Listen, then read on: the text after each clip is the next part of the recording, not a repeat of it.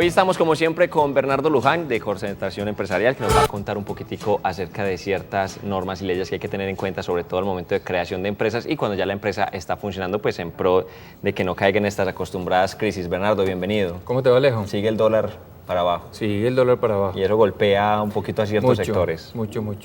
Bueno, Bernardo, empecemos a hablar de un tema bien interesante y es la función de ustedes como abogados en este cuento de las empresas. Las empresas obviamente necesitan incrementar sus ventas. ¿Cuál es el papel que juegan los abogados dentro de una empresa para que todo esto funcione?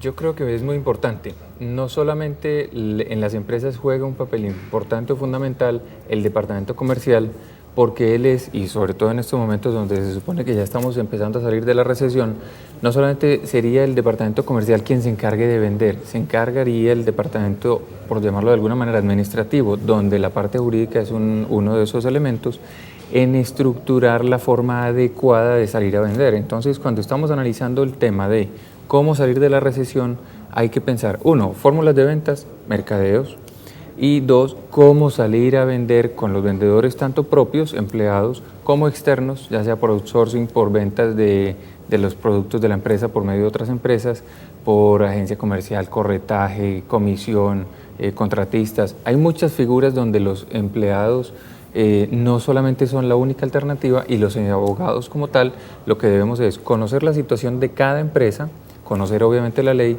y hacer las recomendaciones para que la empresa empiece a vender, pero sin tumbar a nadie. Tumbar a nadie, y ahí es donde los abogados somos parte fundamental, es acoger la ley para que se haga lo que se debe hacer con ella y no prestarse, lo que siempre le he dicho a los abogados, a que con el conocimiento nuestro se abuse de otras personas. Usted acaba de mencionar algo hace algunos segundos acerca de los vendedores externos, y es que algunas empresas recurren a esta figura pues para incrementar precisamente sus ventas aparte del equipo que ya tienen en ese campo.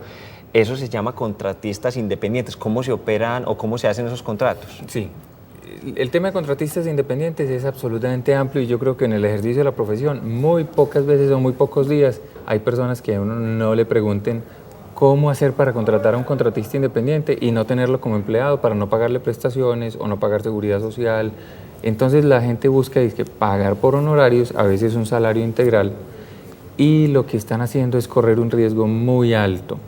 Yo voy a poner el caso de mi oficina de abogados, donde lo que yo tengo son varios abogados y los voy a contratar para que le presten servicio a mis empresas asesoradas.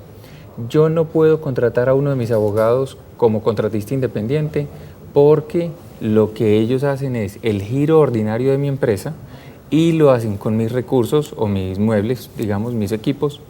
Yo les pago y ellos hacen un trabajo. ¿A quién le podría yo pagar como contratista independiente en mi empresa? A la persona que llegue a arreglar el aire acondicionado o que llegue a arreglar la puerta o llegue a arreglar las luces.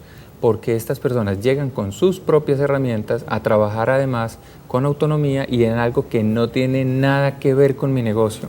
Esas personas pueden ser contratistas independientes. De resto, todas las personas dentro de mi oficina son empleados. Muchas empresas y muchos empresarios que pues a esta hora nos pueden estar viendo, siempre les surge un temor cuando estamos hablando de contrato de agencia mercantil.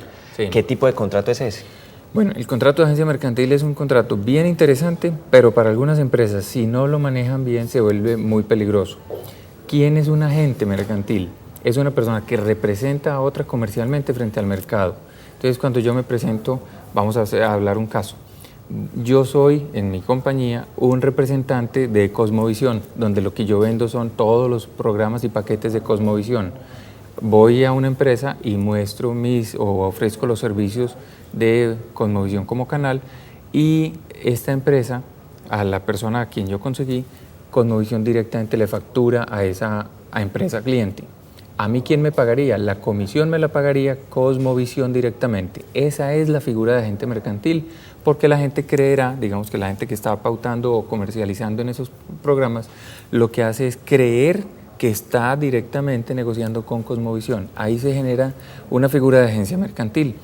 Esa figura es muy interesante, pero es peligrosa si no se sabe manejar bien, porque la persona o empresa que estaba ofreciendo los productos a nombre de Cosmovisión en este caso, lo que sería devengando unas platas que llaman primero cesantía comercial, que hay una fórmula para calcularla, que es como la cesantía de los empleados, solo que con otra figura u otra fórmula, pero para que la gente lo entienda, y una adicional, y es que se le debe pagar al final del contrato, si es, en este caso, la empresa contratante quien le estaba pidiendo que hiciera esa labor, una plata por indemnización que la deben fijar los peritos.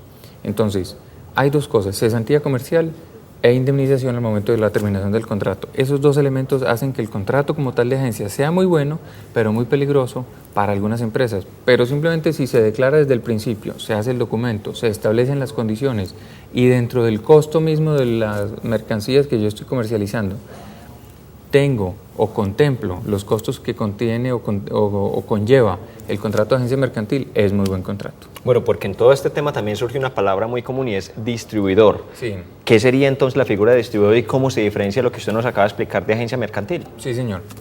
A ver, el tema de la